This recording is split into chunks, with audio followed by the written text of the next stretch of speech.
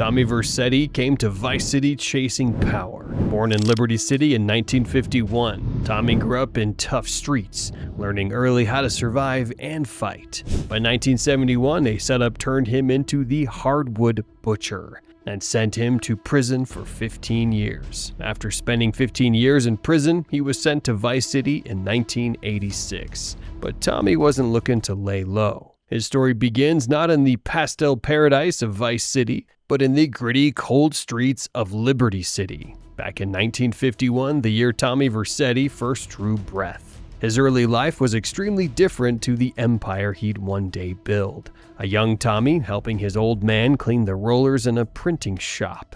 It sounds quaint, doesn't it? Almost idyllic. And for a time, Tommy actually imagined following in his father's footsteps, living a quiet life around printing presses. But fate, as it often does, had a much different plan for Thomas Vercetti. He would later say he lived a different life, and what an understatement. From an early age, it seemed the streets called to him, or perhaps he simply had a knack for finding trouble. By his own admission, he'd been living a life of crime for 20 years by the time he truly burst onto the scene. We also get glimpses into a strained relationship with his mother, which might have contributed to his rough edges and perhaps the hunger for something more, something he could control.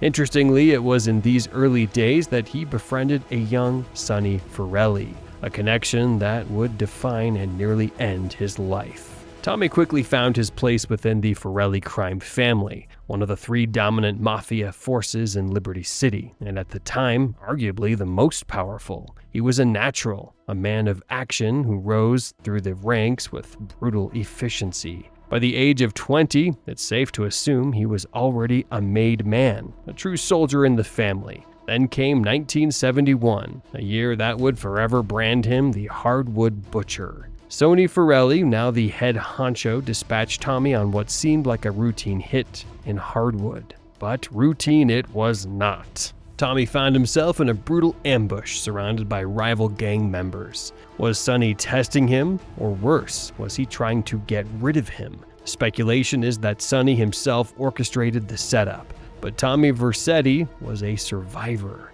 He fought with a ferocity that bordered on madness, killing every single man sent to assassinate him.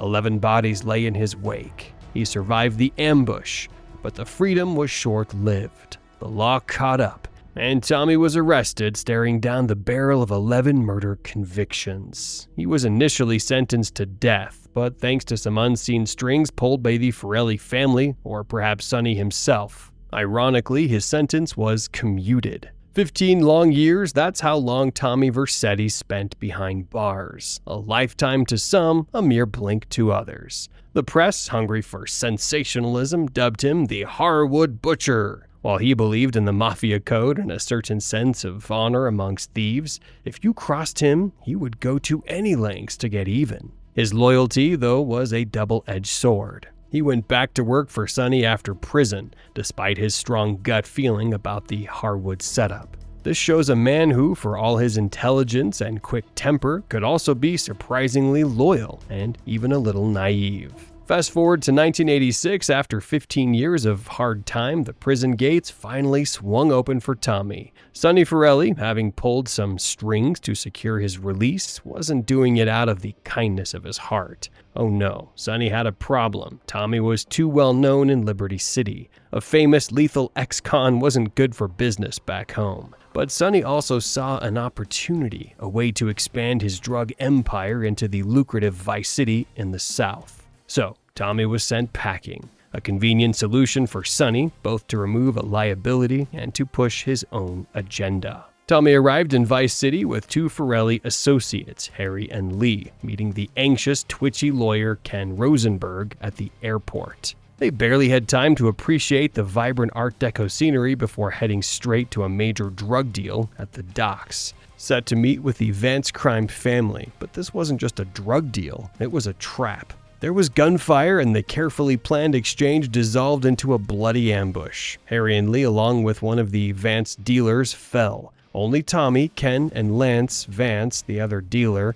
managed to escape the bullets. This moment set Tommy's reputation not just as a survivor, but as a man who could handle himself when the stakes were highest. It also showcased his temper, a key aspect of his personality. He was easily angered, quick to resort to violence, and utterly ruthless when threatened. When he informed Sonny of the disastrous ambush, the reply was, Sonny Forelli was not a man to be screwed with, and he wanted his money and his drugs back, now. Tommy found himself in a precarious position, indebted to a dangerous man and stranded in a city where he knew no one. He started by working for Ken, getting around the city's corrupt legal system, starting riots and intimidating jurors. Classic muscle work. During his chaotic period, he met Lance Vance, who, like Tommy, was burning with a desire for revenge for his slain brother. Tommy was initially distrustful of Lance, a young, flashy, and somewhat reckless character, but he recognized a shared goal.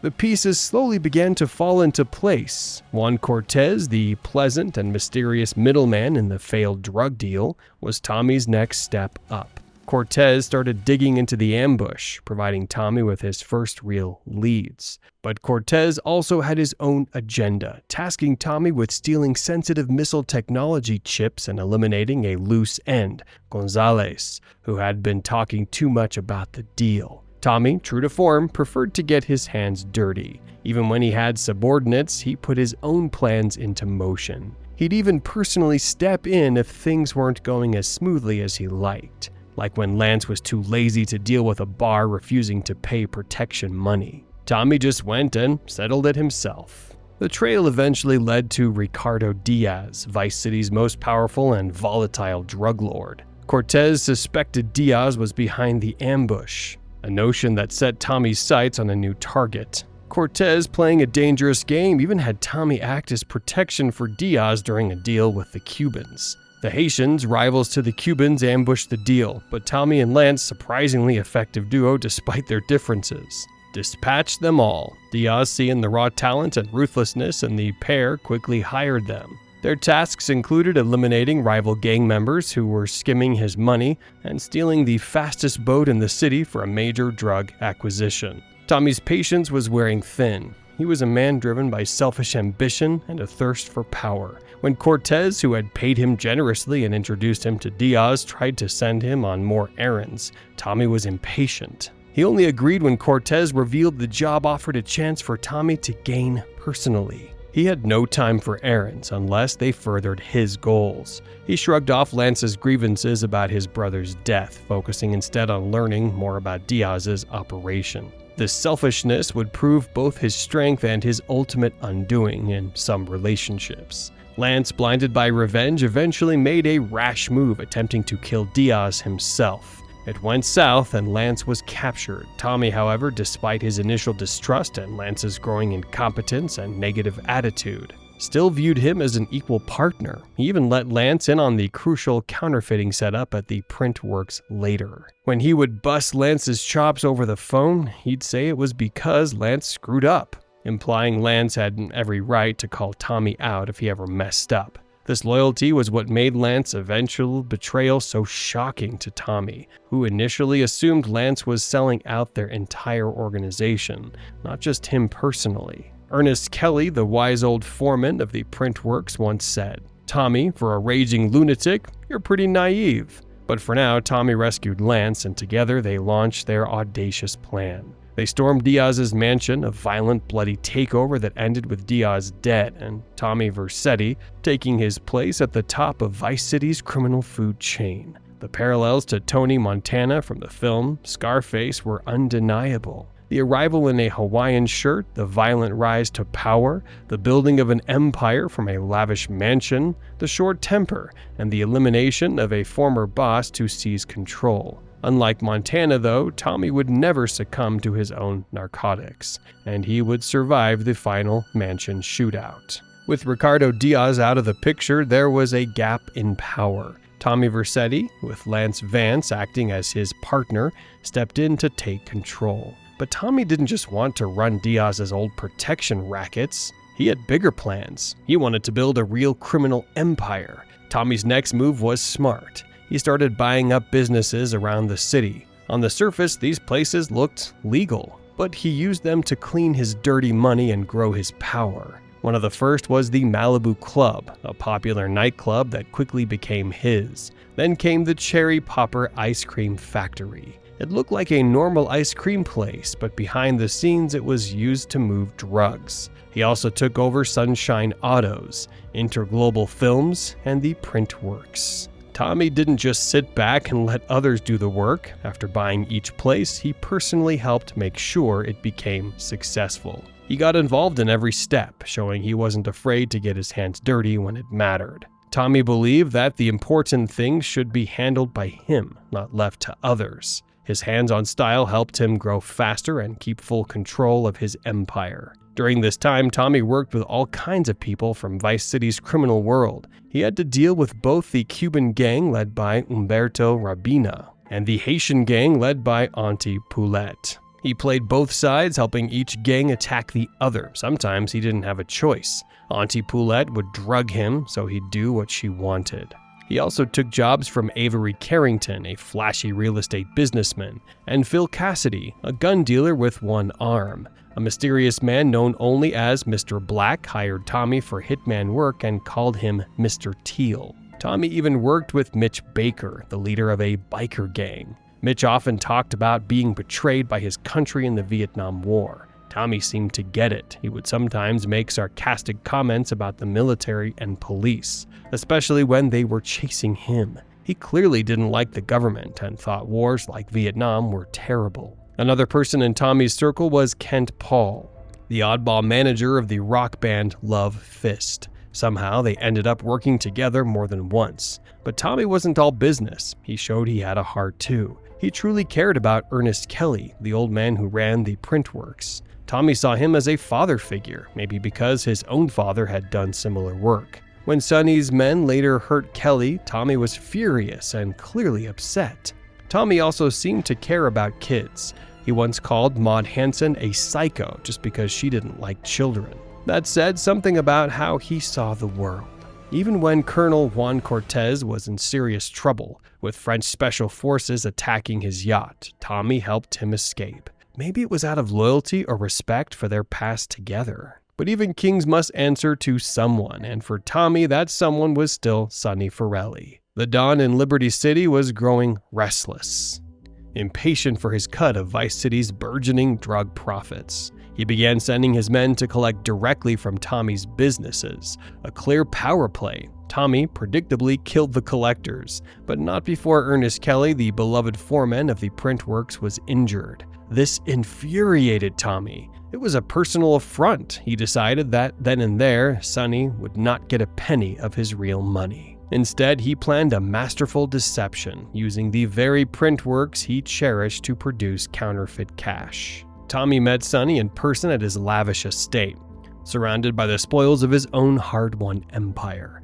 Tommy handed over the stacks of fake bills, but Sonny, a true snake in the grass, had a trump card: Lance Vance. With a quick motion, Sonny revealed Lance's betrayal. Tommy was genuinely shocked. His loyalty, even to Lance, who had become increasingly unreliable, was deep. He couldn't believe Lance would sell out their entire organization, their dream. But Lance, driven by his own greed and perhaps a perceived lack of respect for Tommy, had made his choice. Tommy, now furious, finally said what he'd been holding in for 15 years. "You set me up in Harwood." Sonny didn't deny it. He just smiled and mocked Tommy, saying those 15 years in prison had always been part of his plan.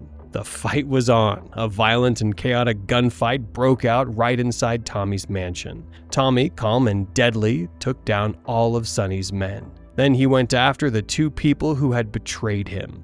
He killed Lance Vance, someone he had trusted like a partner, someone he had shared everything with. After that, he faced Sonny Forelli, the man who had once sent him to prison and still thought he could control him. Tommy shot Sonny and ended it. With Sonny gone, no one was left to challenge Tommy. He now ruled Vice City without anyone pulling his strings. It was all his. The only one still standing beside him was Ken Rosenberg, the nervous lawyer who had stayed loyal the whole time. Together, they were now the most powerful men in Vice City. Tommy, once feared as the Harwood Butcher, had risen to become the king of Vice City. After the chaos of 1986, Tommy Vercetti became the top crime boss in Vice City. His power was huge, and everyone knew his name. But being in control also meant being alone. Even someone as powerful as Tommy had personal struggles. His friendship with Ken Rosenberg, his loyal but anxious advisor, began to fall apart.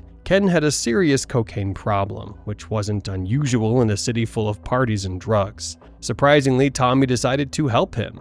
He sent Ken to rehab at the Fort Carson Medical Center in San Andreas. By 1992, Ken had kicked his addiction and gotten clean. Still, even after Ken recovered, Tommy cut him off completely. He refused to talk to him and turned his back on the one person who had stayed loyal when others betrayed him. This showed another side of Tommy's personality. He was willing to help people when they were useful to him. But the moment they became a problem or weren't needed anymore, he didn't hesitate to leave them behind. Tommy could be cold and ruthless, even with people who once mattered to him. Ken once said, "Tommy, for a raging lunatic, you're pretty naive." Ken Rosenberg, still clinging to the past, mentioned Tommy in 1992 during the mission, The Meat Business in Grand Theft Auto San Andreas, much to the confusion of Carl Johnson, who famously asked, "Who the F is Tommy?" Earlier in the introduction, a prequel short film to San Andreas, Ken even called Tommy, only to be met by a secretary saying Tommy wasn't taking calls.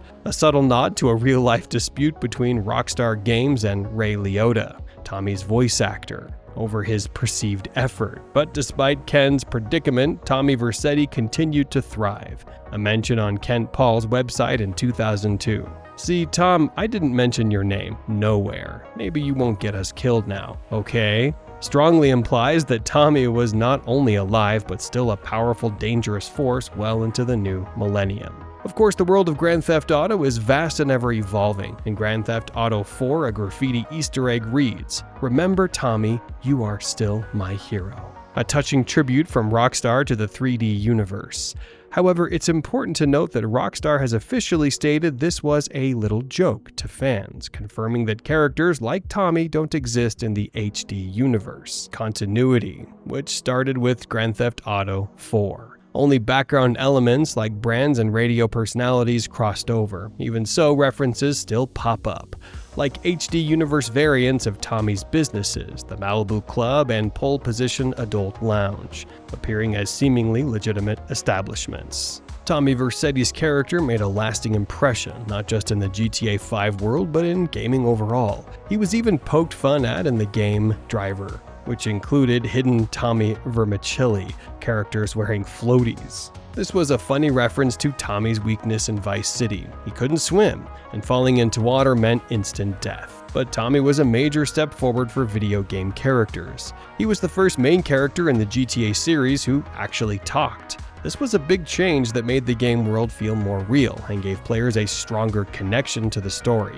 Technically, Tony Cipriani spoke first in GTA 3, but he wasn't officially seen as the main character until Liberty City Stories, which came out after Vice City. Tommy was also the first lead character in GTA's 3D era to have a full name from the very beginning. This became the norm for the characters that came after him. And here's a fun fact. Even though Vice City is full of rough language and crime, Tommy never says the word F in the entire game. Instead, he uses his favorite insult, prick. Physically, Tommy was a striking figure, a classic Italian-American look. Tall, swarthy, with dark brown, almost black combed hair, piercing brown eyes, and a perpetually rugged 5 o'clock shadow. He debuted in his iconic light blue-green Hawaiian shirt adorned with dark blue palm trees, complemented by a pearl necklace or silver chain in the definitive edition, a gold watch, stonewashed blue jeans, and white sneakers. The game even offered a new feature, player skin setup, allowing for custom textures.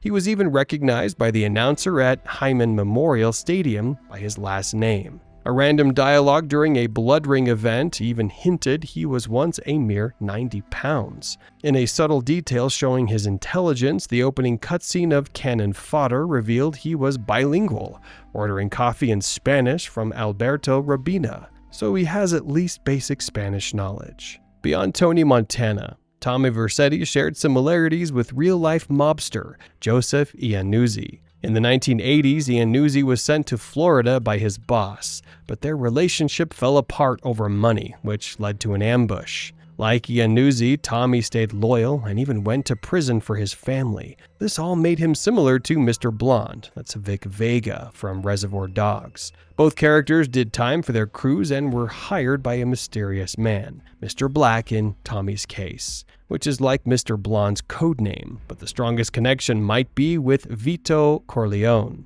From The Godfather, Tommy and Vito both started with nothing. They rose through crime by taking out dangerous people and building their own empires. They each had trusted lawyers by their side, not just for legal help, but as key members of their team. Loyalty was everything to both of them. When someone betrayed them, they responded quickly and violently. Tommy, like Vito, made sure the people who worked for him felt respected. He didn't treat them like tools. He made them feel like they were important to his plans and future. If you want to see more stories like this, click the video on screen right now.